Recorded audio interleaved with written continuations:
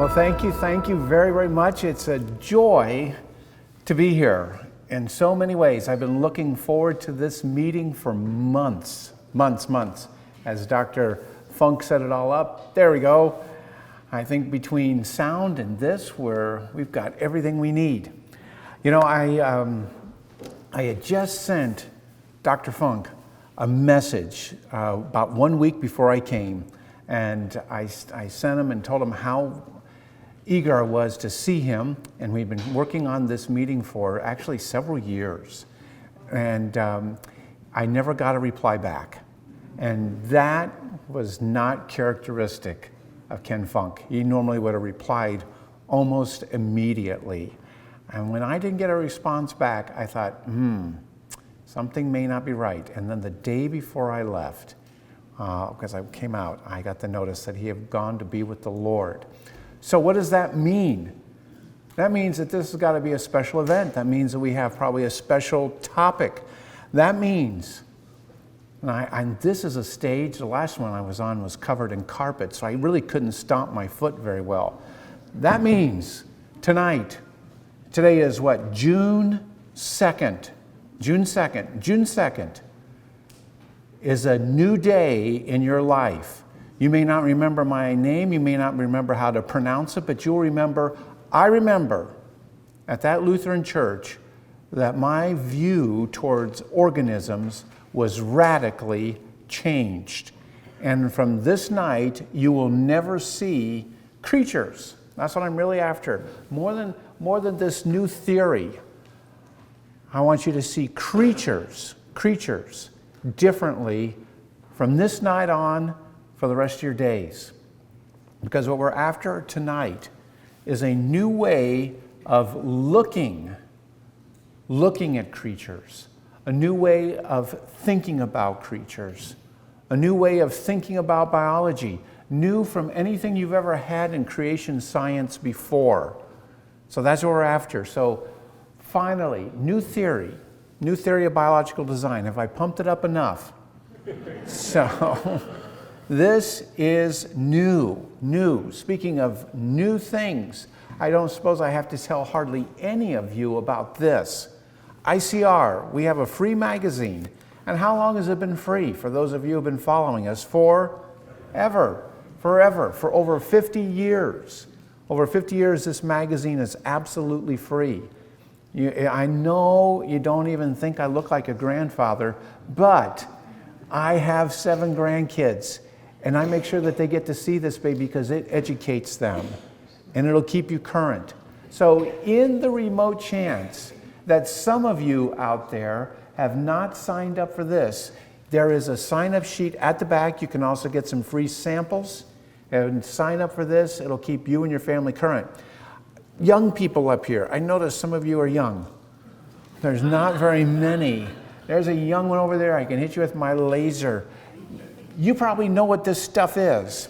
I really don't know. I don't even know what that camera is supposed to be about or any of those kinds of things. But we're on these. And you're probably thinking, my slide's out of date on it. It is out of date because this has now been replaced with that. So that was the easiest change on a slide I've ever had to do. All I had to do is just like exit out and man, I'm current again, just like that. So you can follow us on that nowadays. Now, some of you have already taken some pictures of my slides. Almost everything I'm going to talk about is in this paper. 2023, we presented this paper at the International Conference on Creationism. Wonderful pictures, more explanation, everything, and it's at that little link down there at the bottom. This paper is also free, so if you want more information, maybe if you're a little more technical minded, this is it, Testing the K-Fish Model on this theory of biological design. So there it is. This is a free paper. You can also get all those things. Where are we headed here in the next 2 hours? Just joking. Just joking. First, we're going to define a scientific theory. I suspect that even though you've been a creationist for a long time, you're not really even up to speed on what a scientific theory is and what it's supposed to do. Next, on that, we're going to That's what we're going to do first. We're going to take on a challenge by an evolutionist. It was worded really well, and it's something that creationists should be taking seriously in every way. 3, we're going to identify what needs to be explained in biology. What needs to be explained. 4, we're going to clarify what general revelation is. That all of these things, believe it or not, are going to tie together and build one on top of the other. I'm going to spend quite a bit of time on giving some examples of engineered adaptability, which fills in with theory of biological design. And then finally, for the first time, we're going to go through a framework, and I'm going to detail a transformative view of this framework that we're going to begin to see creatures differently. And by this time, you're going to be like, wow, help me to explain this. Help me to understand it. So first of all, define a scientific theory. Scientific theory. Well, this is where it kind of begins. This is a picture from Charles Darwin's notebook, right up here on the screen. And you see he has like this branching tree of life, and then right at the top of his notebook, he has 2 words, which are what? I think. And you know, I have seen creationists in articles and stuff blast him for those 2 words. Like, well, it's not a fact. He's just thinking about something. Well, of course he is. All good theories begin with those 2 words. I think. I mean, how can you get a hypothesis going unless you think about something? So there's nothing wrong with this. Nothing wrong with this at all. He thinks that maybe this is how we got the diversity of life. He thinks this is how we got the design of life. And so what a theory is, it begins with those 2 words, I think. I think something's happened here, and it is a hypothesis. It's a hypothesis. I think, and I have a plausible explanation for 2 things. Most theories are answered 2 things. First of all, how something might work. How does it work? And you have to begin with, well, I think it works this way. And then the next big thing that you have to answer is not necessarily how it works, but where did it come from? How did it get going? How did it originate? And someone's going to start to say by what? I think it originated this way. So this is okay. This is good. We're going to develop an I think theory or hypothesis. And someone will say, I think this, and that'll go on for several years, and then someone will think something different, and they'll say, I think that, but I also think this. And that'll go on, and someone will say, that's true, but I also think this. And so theories, all good theories, have a history. They all link together. And that's exactly what we've done with flood geology. Dr. Morris, the founder of ICR, he began in 1960, and he said, I think this, and he published a book. Well, since then, Dr. Steve Austin has added to it. Dr. Baumgartner has added to it. Dr. Snelling has added to it. Dr. Tim Clary on our staff, they've added to it. They add. And theories always have a history of ideas, and they develop a framework. They develop a framework for how you're going to think about and see things and understand them. So when you go out there and you look at layers along the side of the road, evolutionists and uniformitarians, they see those layers and they're thinking in a certain way. But when you guys see those layers, you're thinking in a completely different way. That's what a theory has done for you. It's changed the way you understand what you are seeing and how you're going to interpret it. That's what theories do. They help you interpret observations, and they answer big questions. That's why it's more than a hypothesis. It's supposed to answer a big question. So, flood geology answers the big question, where did all these layers come from? Where did these layers come from? And then we have an answer for that. I think, how would you fill that in? I think these layers came from a worldwide flood. Boom. there's your answer. And that's how you interpret it. So that's what theories are supposed to do along those. But a theory, if it's a really good theory, it's not just an idea of how I think about this, it's a working hypothesis. It should be able to guide you in research. Sure, it's going to answer the big questions and it's going to guide your interpretation, but it should also raise questions. As you think about something, you should be saying, well, I think it operates maybe in this way.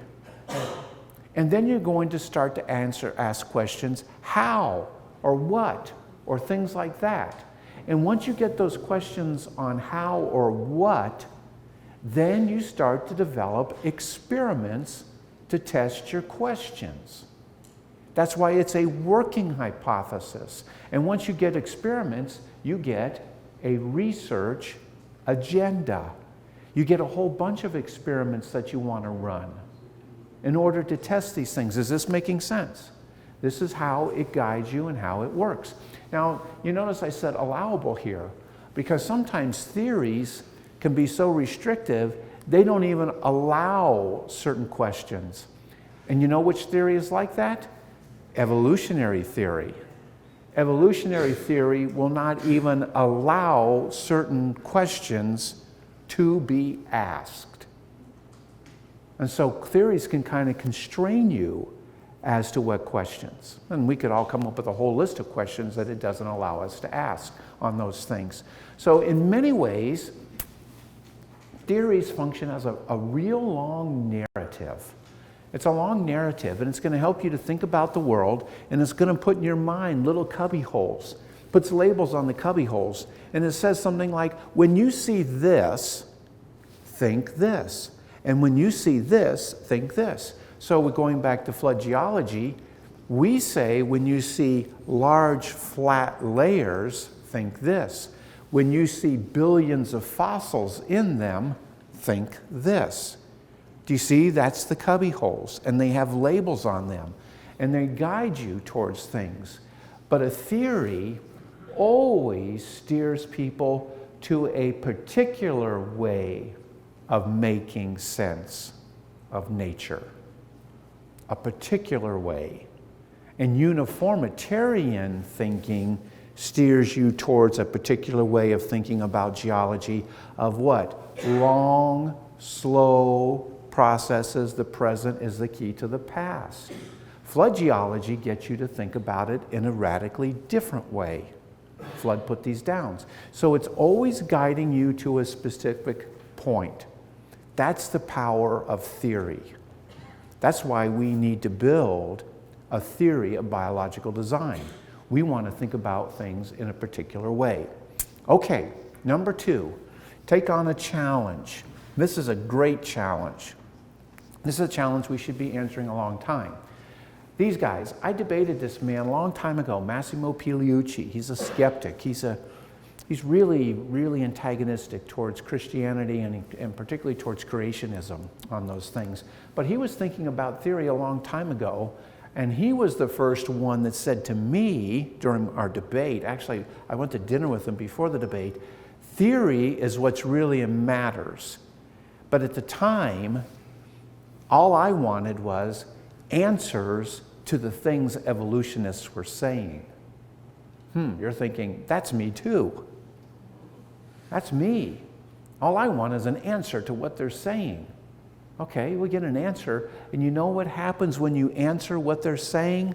You hit that mole, and then what? Another mole pops up, and then you hit that mole, and what? Another mole. Ever played whack-a-mole with the evolutionists? I mean, it's just an unending game. He's right. Theory is what controls everything. And this guy, Jerry Coyne, he's always criticizing creationists, and he says, well, okay, you whacked all my moles on evolution, but do you have anything better? Do you have anything better than just God did it? Now that's a caricature, because we don't just say that, but do you have something better? Finally, a really thoughtful evolutionist put the criticism in an email. And I asked him if I could use his name in the email, and he asked me, please don't do that. He said, but you can quote what I have said. I've broken his email into 4 parts. He says this, here's my number one question for creationists. What's your research agenda? What are you guys doing? What are you guys doing in terms of research? And that is, what do you do next? My biggest problem with this worldview is simply, as he says right here, that I've not heard any positive consequences for research. At best, you try to find troublesome examples and then argue that the standard Darwinian synthesis is insufficient. And oh boy, did we do that for many, many years. If you just say God designed it, then that seems to be a research inhibitor. You stop looking. This, I think, is his little caricature, because I don't think anybody says that there. So I think that's like a little red herring or a straw man. But here's the punchline. What new research does this hypothesis help you do? What would creationists do with a $5 million research grant? Well, so if NIH came up to ICR and said, hey, $5 million, what are you going to do with it? I'm going to answer that tonight. I'm going to answer that. What would you do with a $5 million research grant? Because we have a research agenda, and this is what you should be excited about. This is what we can do with a $5 million grant. Okay, with that grant, we have to identify what in the world needs to be explained. What do we have to explain? A leading evolutionary philosopher of science, Peter Godfrey Smith, he's from Australia on that. He really gets it. Most creationists and most evolutionists don't even understand what their theory is supposed to do. He looks out at nature, and this is what he says. The apparent design of organisms. Bingo. That's it. That's it. It's not the diversity of life. The biggest question that anybody has had to ask all along is, why do creatures look so incredibly designed? Why do they look so designed? And of course, the follow-on question is, where did that design come from? That's the big question. So if you take nothing home from tonight, from this day on, for the rest of your life, you need to know the main question is, why do creatures look so designed? That's it. The sub-question is right underneath it. And their relations of adaptedness between organism and their environment. Question number 2 is like, why do they seem to fit their environments so well? That's a good question. Why do birds fit the air? Why do fish fit the water? Why do creatures up in the Arctic, how do they fit? Why do they fit so well? How does that get there? These are big questions. Creationists should have been taking these on. These are big questions. He says, these are the big questions, the amazing facts of biology. In other words, he's an evolutionist. I think he's even an atheist. But he recognizes these facts. And then he hits on something which most people don't even know either. Explaining these phenomenon is the core intellectual mission of evolutionary theory. Why did Darwin put this baby together? Why were the really thoughtful evolutionists putting this together? It was to explain these big questions. So from this night on, if someone asks you, why was evolutionary theory put together, you'll be way, way ahead of the professors at the University of Chicago if you say, evolutionary theory was put together to explain the design of life. And then if you say, well, how does it do it? Natural selection is the key to solving these problems. Selection is the big answer. And he got it right. You notice here, he completely drops the natural. Because the key word in evolutionary theory is not natural. The key word is selection. And Darwin was the first. Nobody was close to Darwin. Darwin was the first that said nature can operate like a human breeder, and nature can select for or against creatures like a breeder can select for or against it. And this is the subtle thing. Darwin is to get God's intelligence and God's volition out, and explain it completely naturally, but he cheats. He gets God's out, and then he smuggles in a pseudo-intelligence, a pseudo-volition, by projecting onto nature the ability to do what? Select. Because you can only select if you've got what? Intelligence and volition. Look at this. We're 20 minutes into it, and you already understand evolutionary theory, what the big fight is all about, what the main battles are, and how he cheated in doing it. That's how he does it. He smuggles in this. Something that isn't even real. Nature's full of living things, but nature is not alive. Nature is not alive. Therefore, nature cannot select. And here's another word. Can nature favor? No. Can nature act on? Can nature work? Can nature cull? So every time you put what am I talking about here? Every time you put a verb to nature, you've personified it as if it is an active agent. And this is where you will see this ad nauseum in evolutionary literature, and it is always used as a cause. Nature called these. Nature favored these. Nature worked on these. Nature acted on. You will always see that verb underneath it. And that's the trick. That's the trick. Now, for those of you who are Christians here, this harkens right back to Romans chapter 1, not verse 20, but verse 25, where it says, and they exchanged, in the King James it says, and they exchanged the truth of God for a lie. Literally in the Greek, it's they exchanged the true for the false. The true what? The true what in context? The true creator God for the false. And what is the false God? And worshiped and served the creation more than the creator who's blessed forever. Right here. Selection is the big answer. Now you understand how it works. This is worth the price of admission. Understanding how this works is so important. Understanding how it ties biblically is so important on all of these things. So, the major observation needing to explain is this: why do things look so designed? Why do they look so engineered? And these two words go hand in hand. Hand in hand. This is another major point. Design and purpose always go together. Engineers design for a purpose, and the purpose always constrains your design. Design and purpose.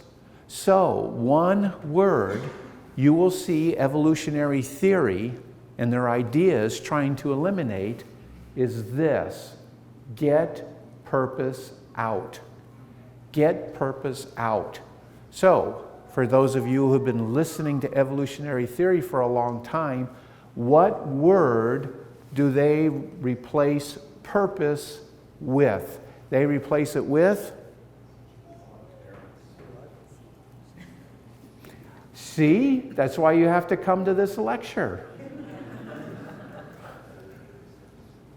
As soon as I say it, you're going to say, oh yeah.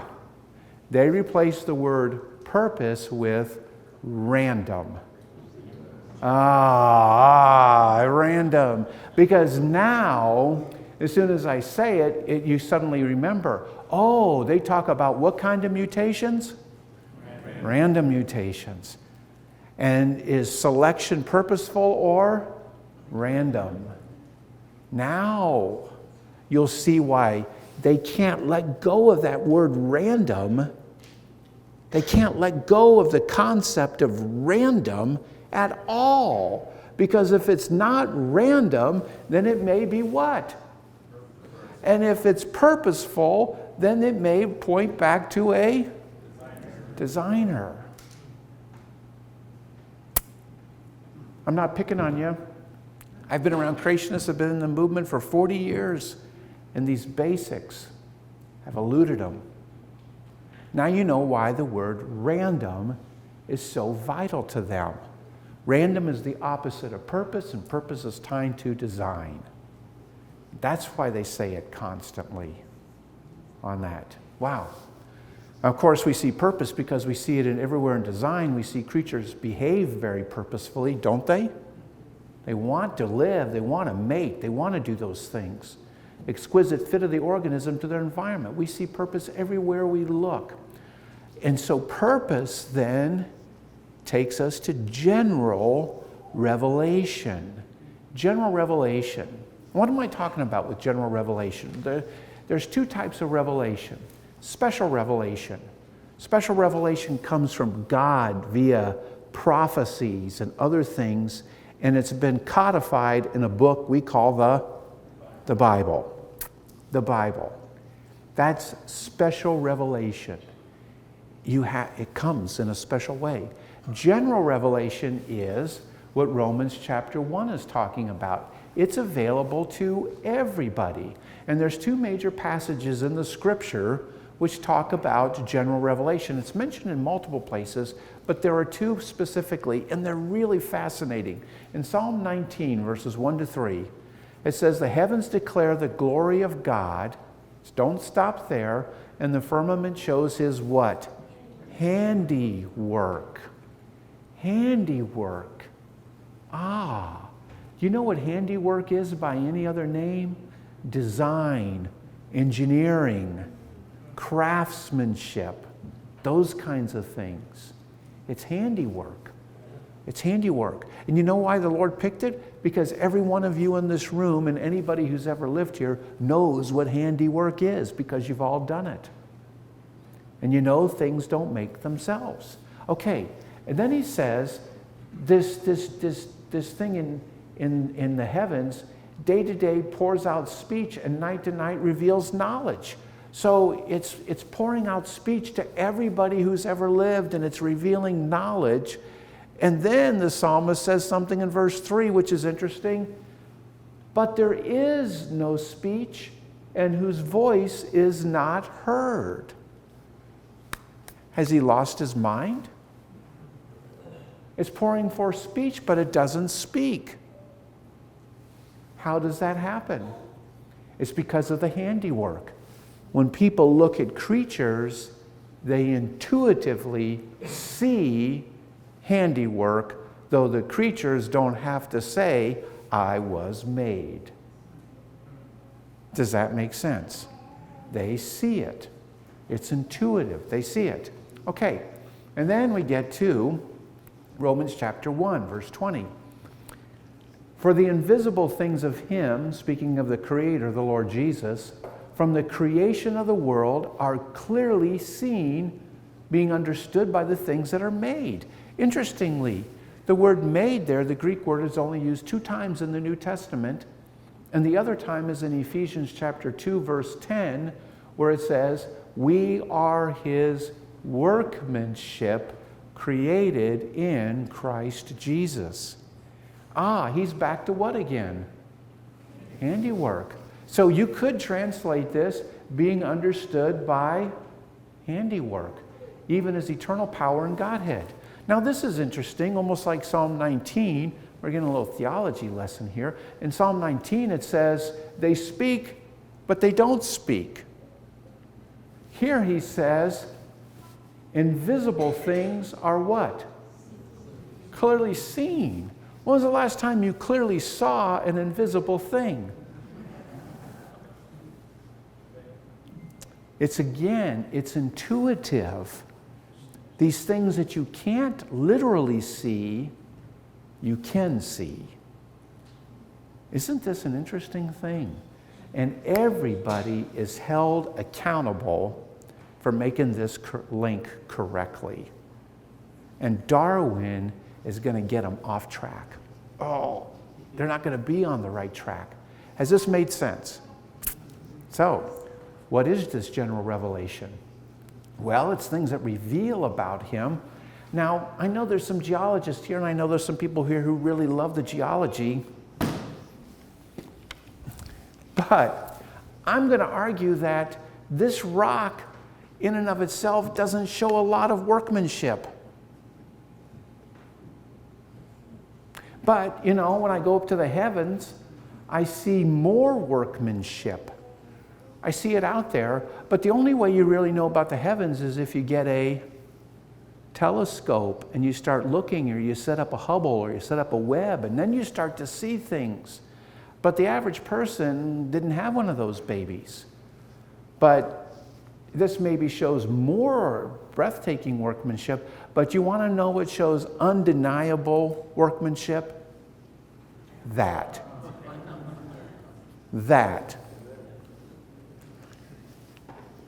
This shows workmanship above and beyond. And no matter how you look at it, it's showing workmanship. And you know how many people on the planet have seen something like this? Everyone. It's there. It's there. This is showing workmanship. You know where the Lord is shouting his glory? In biology. Biology is where you're going to see all of this. So what I'm saying is, for the next 100 years of creation, you know what we need to be focusing on in creation? Biology. That's it. That's where the pay dirt is going to be. It's going to be in this. This is incredible workmanship. So, if it's handiwork and it's workmanship, then general revelation is the engineered workmanship that we see in creatures. But it's even better. It's not just the engineered workmanship we see in creatures, it's the engineered workmanship that corresponds to the engineered workmanship we see in man-made things. Where do you see that? Birds have what? Wings. The plane I flew from Dallas to here, wings. They operate by the exact same engineering principles. And I could show you many, many, many examples of that.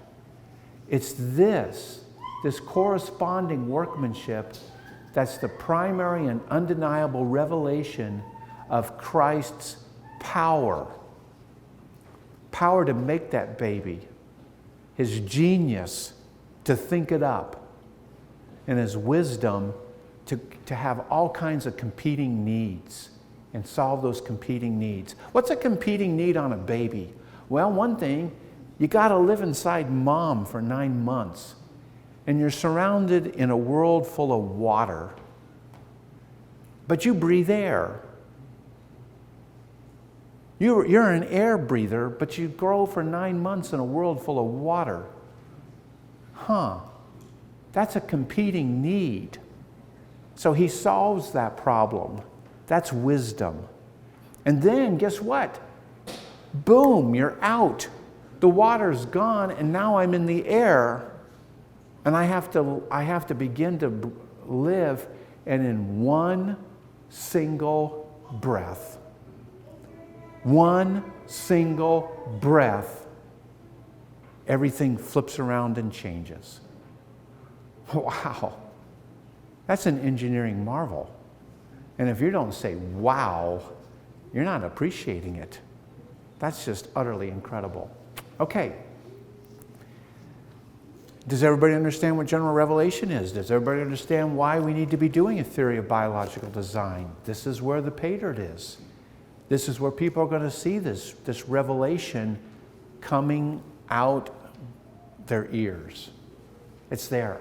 So, we could talk about all kinds of the biological functions. All organisms grow. I could do a whole talk on growth. All organisms reproduce. I could do a talk on reproduction. You might even find that more interesting.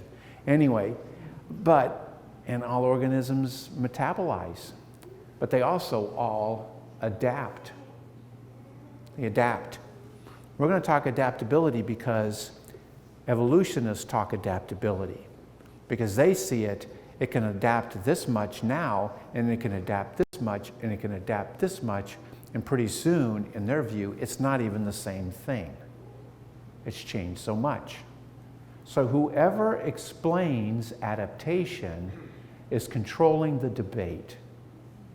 So we want to control the debate, and that's why we want to explain adaptation. That's so important. And that's why ICR is spending a lot of money on adaptation. Okay, I said that the engineered workmanship that corresponds between these things is the sign of the Lord's wisdom. Over here on the left, this is an early car. It's an automated car. It's a self-driving car. It's an autonomous car on that.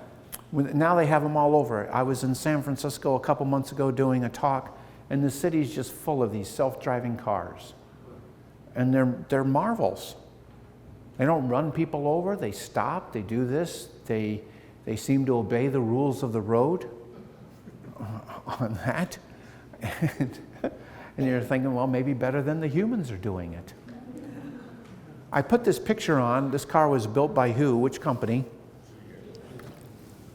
Because it's an early version, and it shows things which are now kind of hidden on the new ones. This car, if you put enough gas in it, it could drive across country. It could drive around bad weather. It could drive around traffic jams. It probably would not drive from New York to Los Angeles through Chicago. It would probably go around or something like that on those things.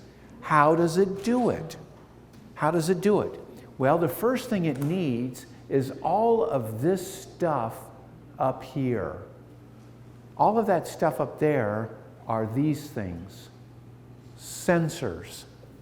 They're sensing data. They're sensing what's happening around them. They're sensing all of this stuff. Because if you need to adapt to a changing environment, the first thing is you have to know what? How is it changing? And in order to do that, you need sensors.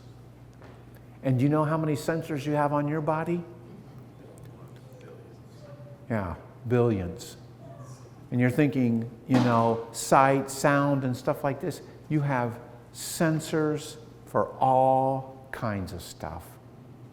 Chemicals, pH, balance, all this kind of stuff. You have sensors all over.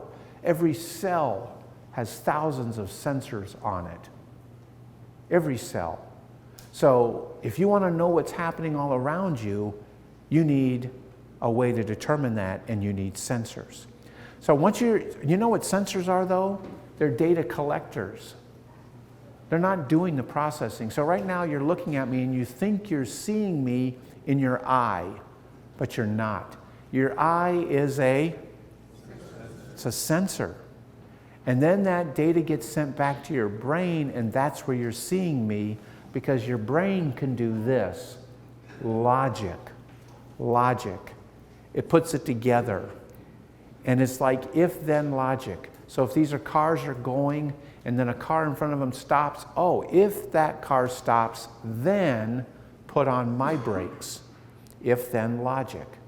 And then you have to have brakes. You have to have brakes in order to have it. If you don't have these three things, if you don't have a way to detect, if you don't have logic, and you don't have a way to respond, you cannot adapt. You cannot adapt. One of these is missing, you can't. So creatures adapt. So I'm going to assume that creatures have these things. And creatures are using them in the same way in order to adapt. Okay, here's a test. Look at this headline from New Scientist. Guinea pigs beat climate change by tweaking their own DNA. Now, Don't talk, because you'll fall into the trap. Creationists fixate on two words in that headline. Climate change.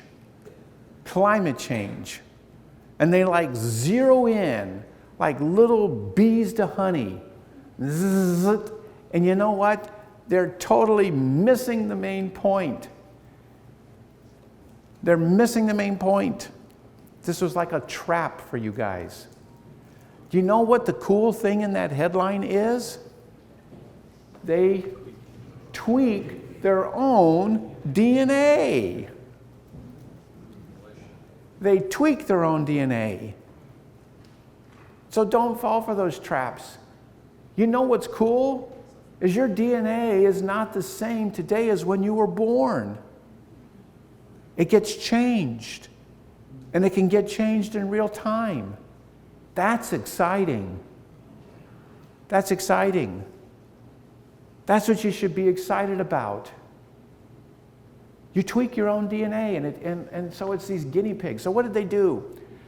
They took 5 male guinea pigs, and they wanted to see how they were going to respond to what? Climate change.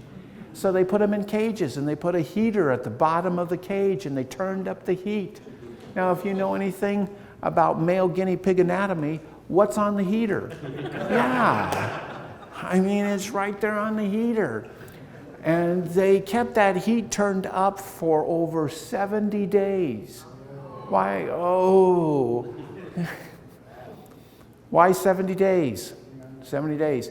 Well, sperm cells start out as a stem cell, a rapidly dividing stem cell.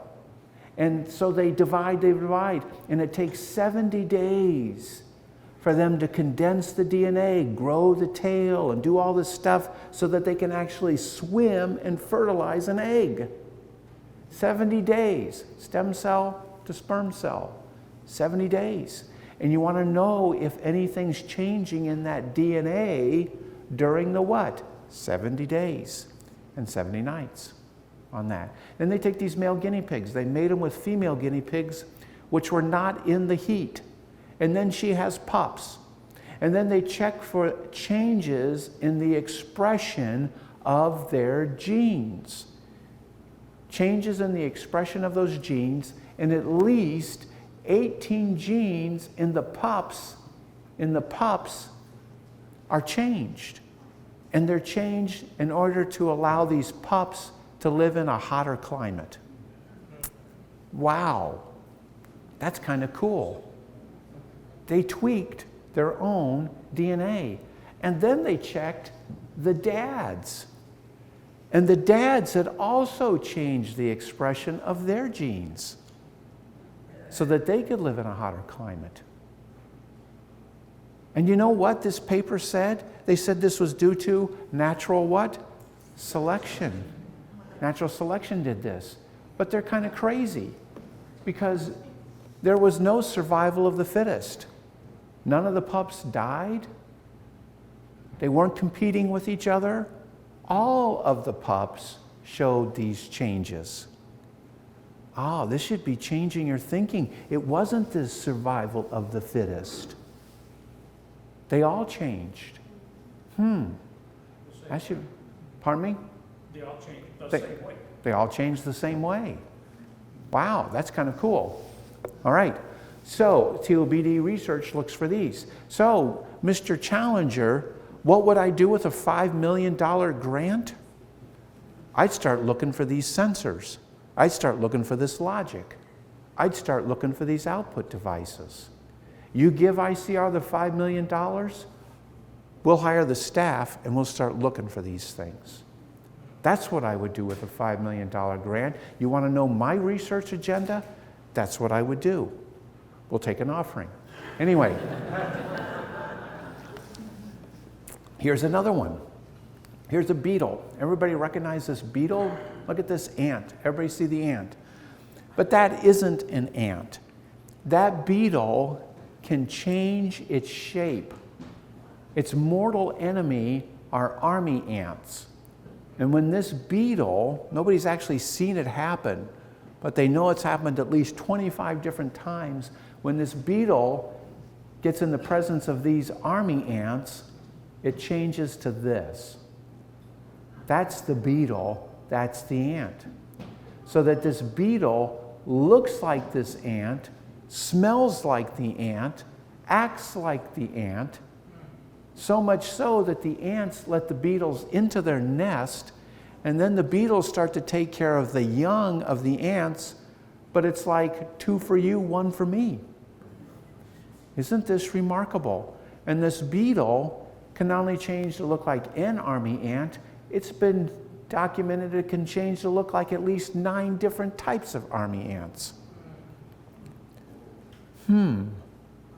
That's something from like Star Trek. That's a shapeshifter or something there.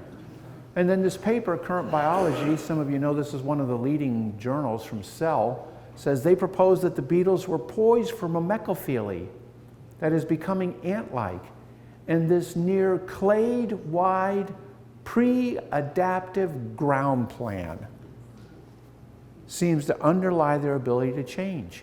Now wait a second here. Was evolutionary theory supposed to have any pre-adaptive ground plans? None. It was supposed to be, what's the word? Random. Oh man, I love it. Everybody's coming along. It was supposed to be random. Here, American Academy of Advancement of Sciences published a Eureka alert. They were commenting on this paper. They said, the discovery published in Current Biology provides evidence that evolution has the capacity. Hey, look at this. Do you know what that is? That's a personification. Can everybody see the personification? Evolution has the capacity. What kind of explanation is that? That's magic. Evolution has the capacity to repeat itself in an astonishingly predictable way. Wait a second. Predictable? Evolution was supposed to be what? Random. Wow. Here's another one, stick spider in Hawaii. Here's a gold one. It lives on leaves, on trees. There's a brown one which lives on tree trunks, and there's a white one which lives on lichen. These researchers found that one of these gold ones, when it goes to another Hawaiian island, it can change to the brown as needed and the white as needed before the brown and white of this island ever get to that island. So they can change as needed. Reporting on this experiment in Science Daily, it was a gal who was doing the research. She said, we don't usually expect evolution to be predictable. Well, now, no duh, because the theory says it's supposed to be random. But Hawaiian stick spiders of the Rhamnus genus have repeatedly evolved the same distinctive forms known as ecomorphs on different islands. She said the spiders, quote, arrive on an island and boom. Hey, wait. Was evolution supposed to be boom? No, it was supposed to be what? Slow. Gradual. You get independent evolution to the same set of forms as sort of rapid and repeated evolution. We ask whether there might be an underlying mechanism that leads to similar patterns, predictably repeated evolution in the course of adaptive radiation. She asked this question, that the Rhamnus spiders have some sort of pre-programmed switch in their DNA that can quickly be turned on to allow them to evolve rapidly in these successful forms. But how that process might work is still unclear. You give me $5 million, and I will tell you how I'm going to research this, because I'm going to be looking for what? Sensors, logic, and output that allow this to happen rapidly and repeatedly and predictably. That's what I would do with $5 million. So go ahead and throw us that challenge on there. Oh, here's a paper, Nature, the leading scientific journal. Look at the headline. Predictable evolution. Predictable evolution trumps. This was before Trump was even a big deal. This is 2013. It trumps the randomness of mutations. You know what this paper is going to report on? It's going to report on non-random mutations. But look how the paper starts. Although mutations, the driver of evolution, occur at random. Wait a second here. Your paper is going to report on non-random. Do you know what that phrase is? Although mutations occur at random, that is a mantra. That is a source of faith. It's all the evolutionists. When you go through school, you come out and you can say in unison, mutations occur at random. And that happens over and over. A study of the bacteria E. coli reveals that nature often finds the same solution. Stop right there. What did you just read? A personification. What was it? Nature finds the same solution. And they say that we're the religious ones. I mean, how did that even get through peer reviewers? How did nature do this?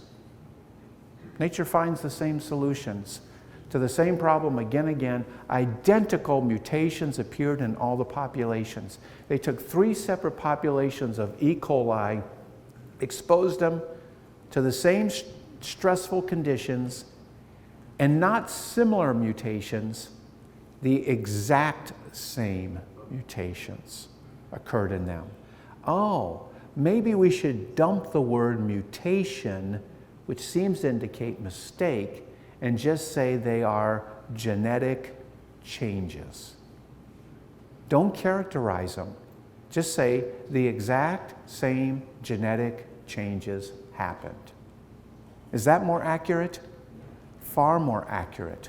The exact same genetic changes happened. They go on to say this: bacteria such as E. coli can acquire predictable genetic changes to adapt to a changing environment. And at ICR, we don't use the word mutation unless we know for sure that it is a copying error or some kind of mistake. But if I don't know for sure it's a mistake, I just say it's a genetic change. And you know why? Because that isn't leading people to think in a particular way. And it's just much more accurate. Therefore, you will find other papers. Since we're doing a research on cave fish, which are blind, we want to know other mechanisms of how they get blind. This was a paper that was just published just a couple months ago, 2025, and it's doing work on salamanders that live in caves. This is fascinating. This paper reported on this. It says, our results suggest a trade-off in resource allocation between the development of optic and anterior lateral line sensory systems in surface and subterranean salamanders. Okay, translate that. Surface salamander, cave salamander. Surface salamander, you use your eyes a lot. Caves, you use what's called a lateral line. Fish have it too. It's that kind of pinkish line that goes down the side of a fish when you get it at the fish market. That's full of sensors. That's full of all kinds of sensors that detect movement and things like this. What they're saying is there's a trade-off in resources. When you're out on the surface, your resources are dedicated to your eyes. When you go into the cave, your resources get dedicated to the lateral line, and it happens over and over again. Examining genetic underpinnings of adapted, repeated evolution in novel systems.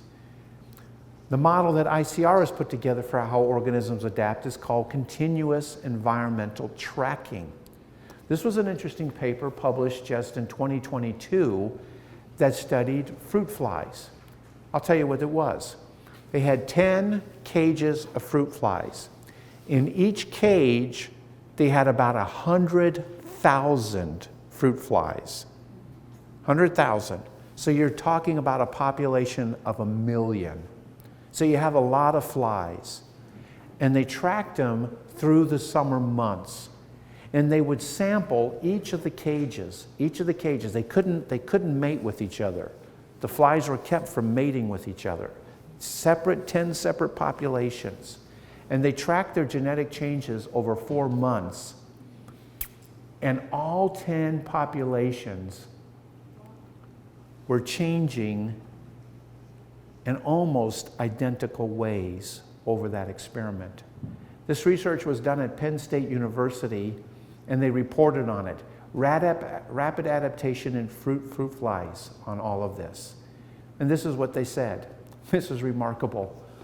Over the course of the experiment, which lasted 4 months, the researchers documented changes in how much of the genome? 60%. 60%. And this is good research. Creationists should be all over this. These genomes are changing 60% with this direct observation of swift and continuous adaptation in response to the environment, a phenomenon known as adaptive tracking. But wait a second. I came up with the name with continuous environmental tracking a decade ago. Why? Look what term they used right here. Continuous. It's continuous adaptive tracking. The biologists established a new paradigm for how to think about the time scale of, why don't we just say adaptation? Of adaptation. And it's because of these findings that you start seeing papers in 2022. Look at that headline. Whoever thought genetic mutations were random? How disingenuous is that? Do you know who thought mutations were random? You did. You guys did. You were the ones who thought they were random. Here's another paper. This is the Public Library of Science, published 2019. What is mutation? A chapter in the series of how microbes jeopardize the modern synthesis, that is evolutionary theory. Well, how do these microbes jeopardize it? It goes on to say, we argue that regulated mutagenesis mechanisms greatly increases the probability, I'll blow it up for you, greatly increases the probability that useful genetic changes will occur at the right time, thus increasing an organism's ability to evolve and possibly in the right places. Assumptions about the constant, gradual, clock-like, and environmentally blind nature of mutation are ready for retirement.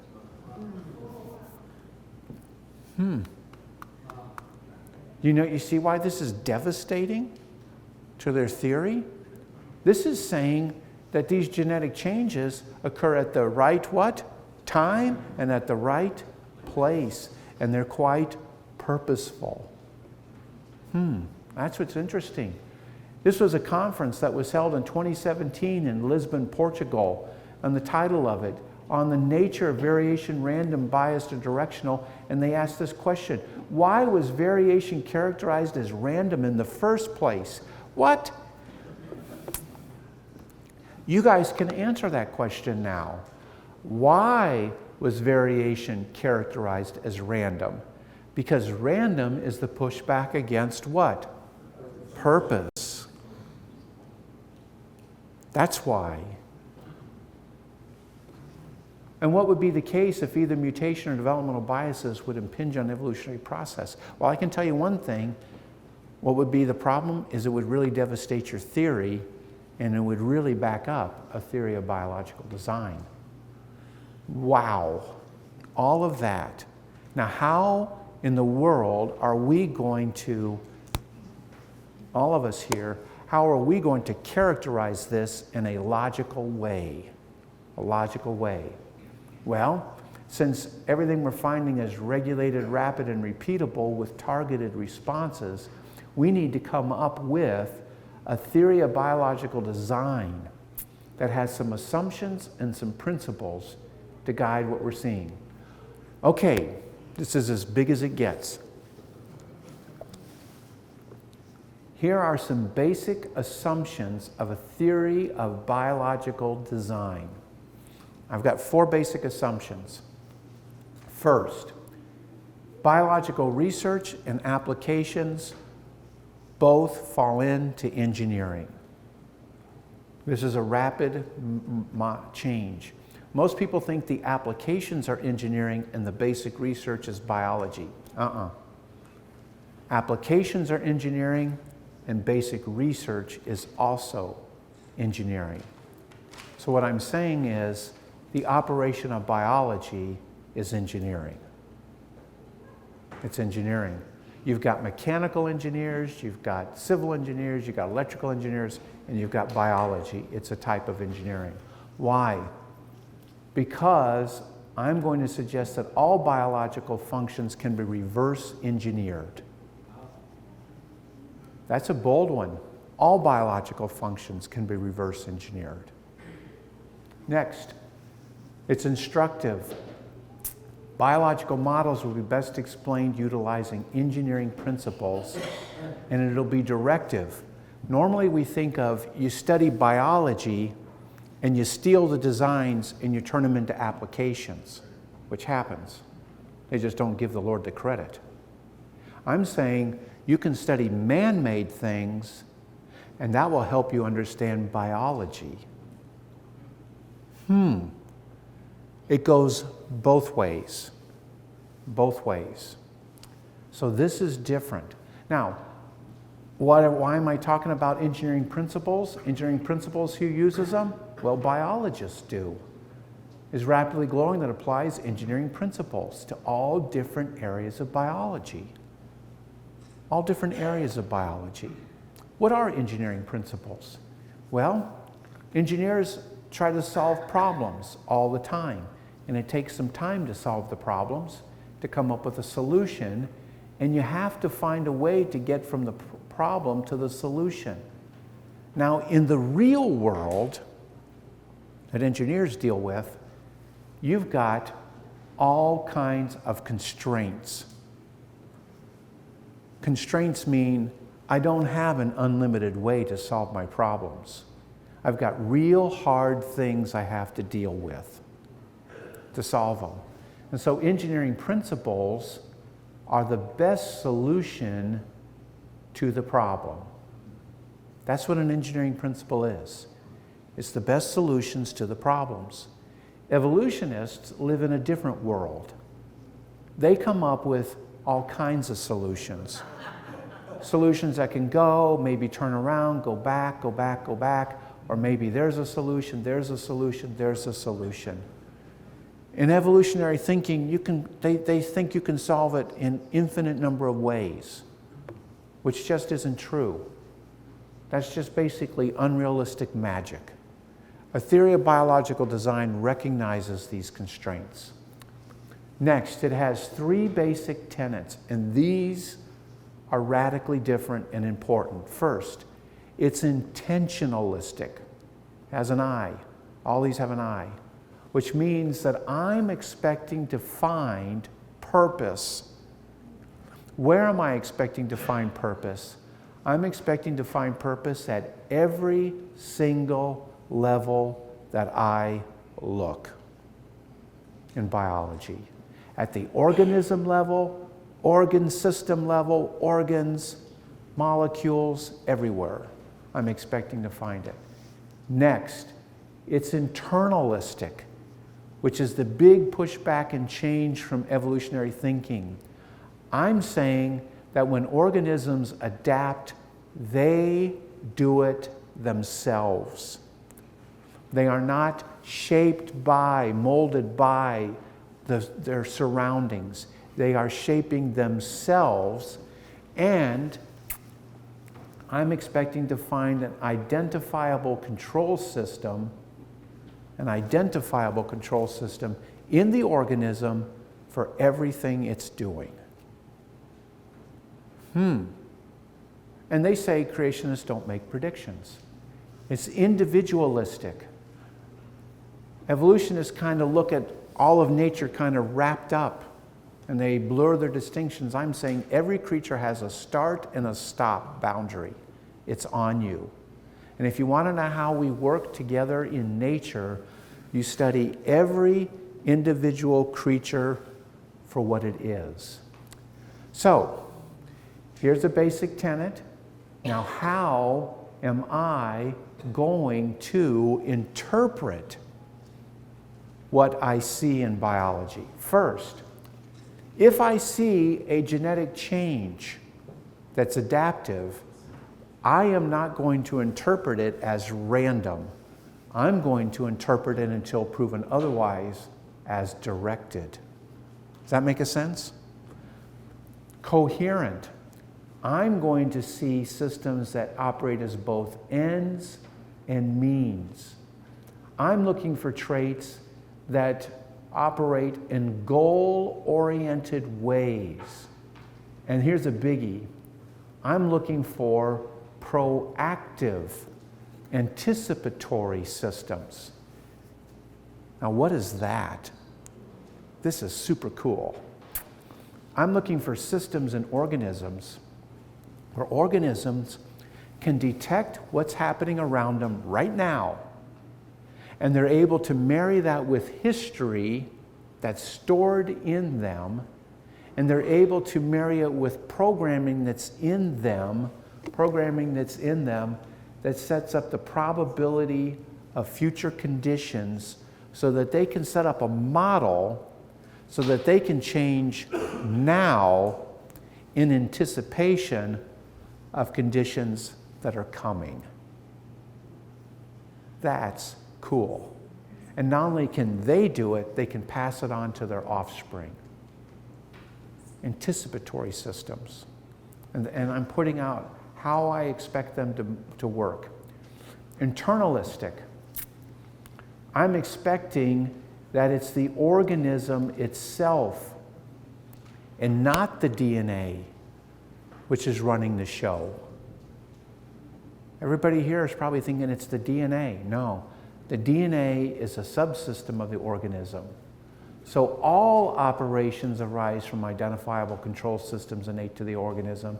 It's the organism as a whole which is the directing program, and adaptability is the engineered control of the organism-environment relationship where they self-adjust. This man, Noble, he's been pushing back against evolutionary theory for the longest time, and he basically says, standard biology got causation upside down. Genes do not create us body and mind. We control them and change them when we need to. So I'm taking the gene off the pedestal and I'm putting the organism on the pedestal, and genes work for the benefit of the organism. The organism is on the pedestal, not the genes. Precedence. When organisms change, you credit their traits. It's their traits which solve problems or not. Triggers. Everybody says the environment triggered me to do this. The sun triggered this, or something outside of me triggered. Totally wrong.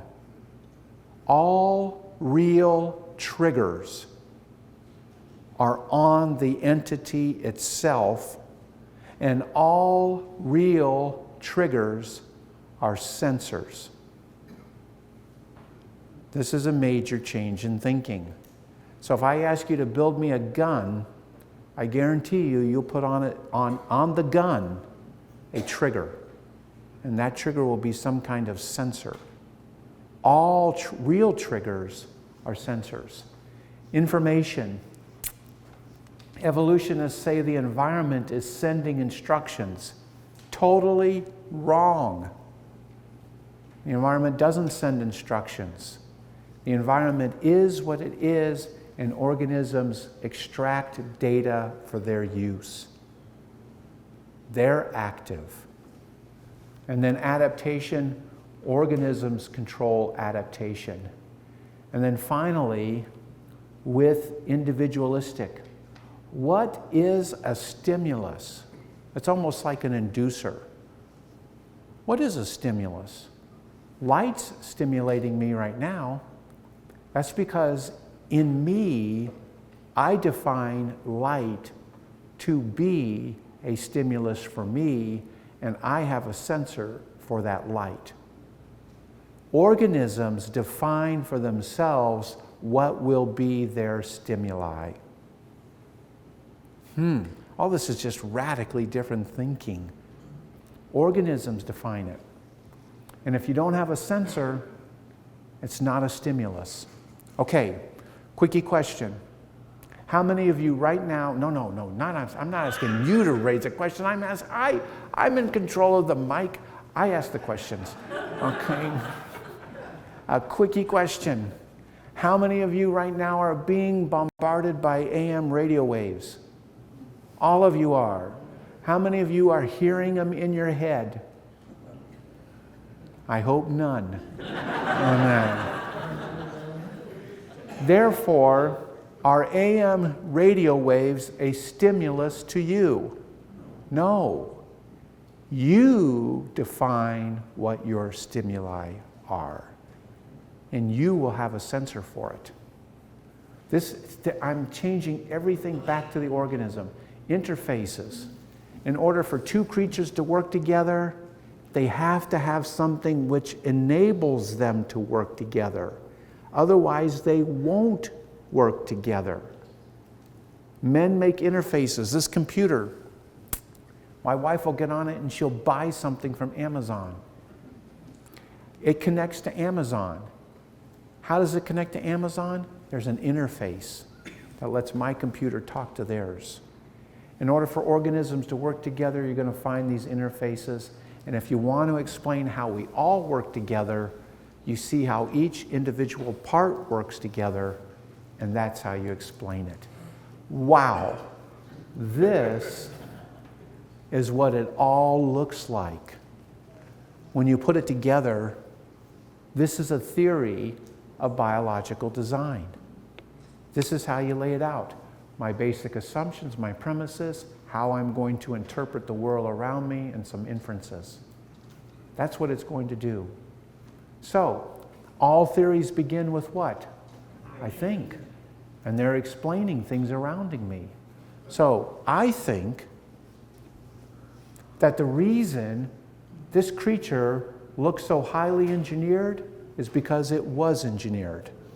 That's my hypothesis. I think that engineering principles will explain the operation of biological adaptation, and I'm going to say without engineering principles, you cannot explain it accurately. You can't. I think, and I predict, that all biological systems can be reverse engineered. Now, evolutionists say you make no predictions. This is a prediction. And in order to prove my theory wrong, you just have to find one biological system that you can't reverse engineer. Just find one. I predict that goal-directed activity is going to be at every level you search inside of this.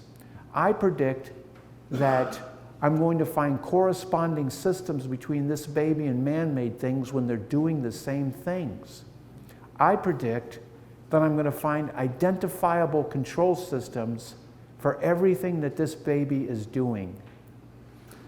You just have to find one that doesn't have a control system.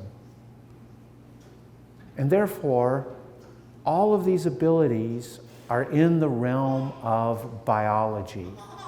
But what is not is life itself, consciousness, and agency. Those are important. They're not in the realm of biology. They're not in the realm of engineering. No biologist has ever studied life itself.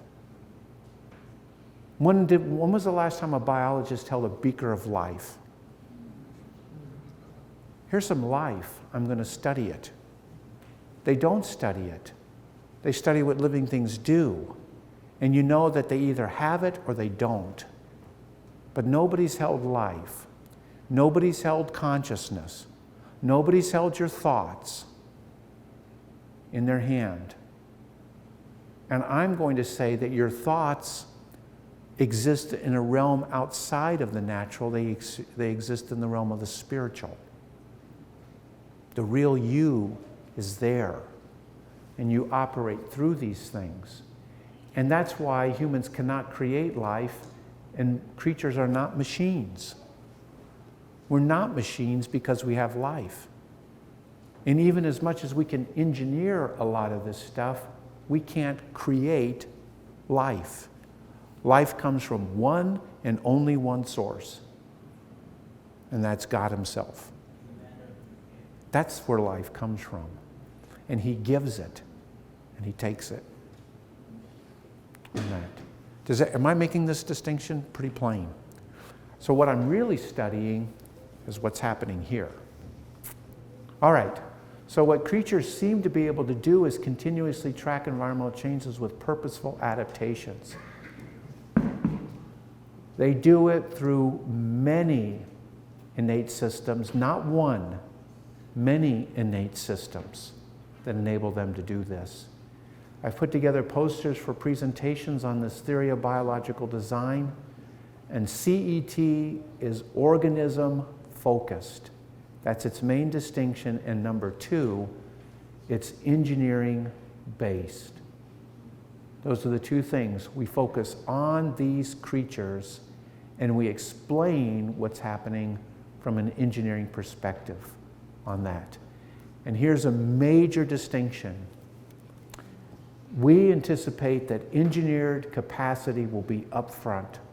Just like the engineers who had to study all the different environments that this space shuttle would go through, and they have to find the solutions to all the problems, they build it in up front, and therefore the solutions precede the challenges.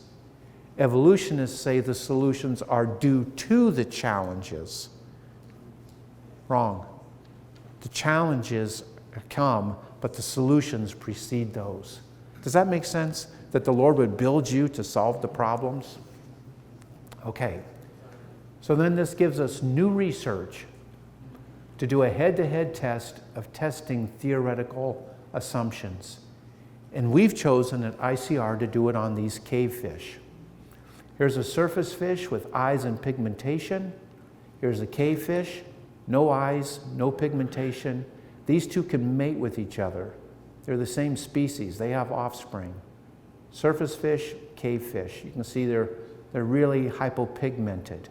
The question is, how do you go from this to this? How does that happen?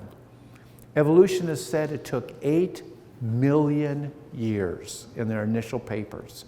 8 million years through random mutations.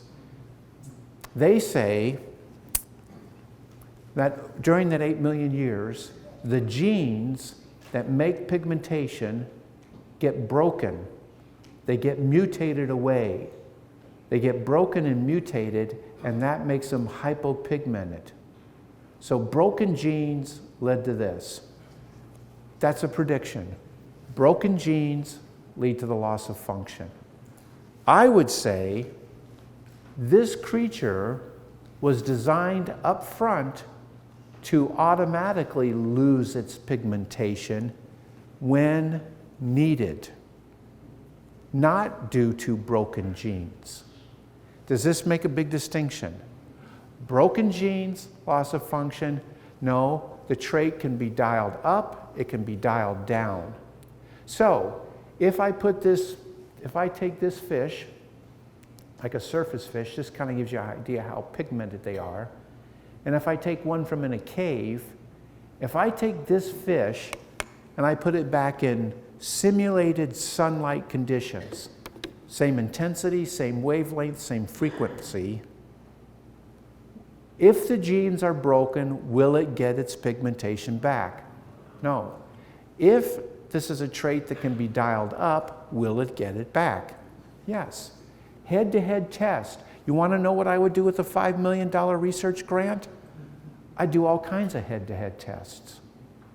Well, this is the female. We put her in simulated conditions, and in 32 days, she looked like that. Wow. That's remarkable. She looks like a surface fish in 32 days. And the male, same thing. Same thing. Then we mate these, and guess what? Offspring are pigmented. And they get their pigmentation back. But if you take one of those pigmented fish and you put them in simulated cave conditions with cave water, they lose their pigmentation, and they start to lose their pigmentation within 3 hours. And within just days, less than a week, they're ghostly whitish in color. And guess what? They're in a room as lit up as this. I just put them in water that has the same pH, conductivity, and stuff as the cave water, and they start to change. I don't even turn the lights out. They start to change. Wow.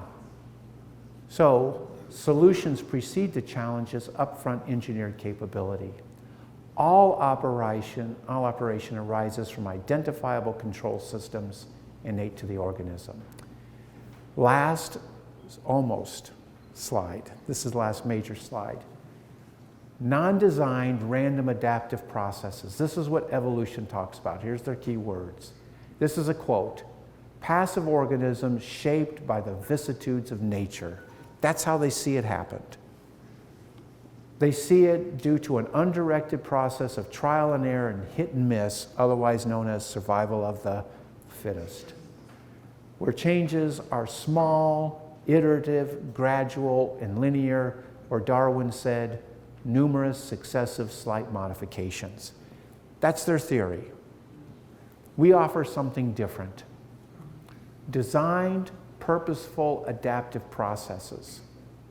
Instead of passive organisms shaped, we have active organisms shaping themselves.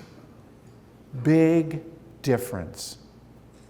So from this day on, no longer see creatures as these passive creatures being shaped like modeling clay by the vicissitudes of nature. See them as active problem solvers, taking on challenges, and then being able to be fruitful, multiply, and fill the earth. Regulated genetic changes. Not hit and miss and trial and error, but targeted solutions that are predictable and sometimes reversible. And instead of this, numerous successive slight, change can be variable in extent. Fast when it needs to be, slow when it needs to be, just when it needs to be. So this is offering a completely different explanation. I cover this in Acts and Facts. I've covered it in the book out there, Creation Basics and Beyond. Several chapters on it. Other books out there on the table will discuss this if you're interested in it, and we're working on others. We also have podcasts that you can tune into that explains these things as well. And of course, you can follow us on this stuff, and subscribe to our free newsletter. My wife is at the book table if you wanted to get anything. I'm on these. And I thank Dr. Ken Funk, and I thank all of you for the invitation to be here tonight. Thank you very much.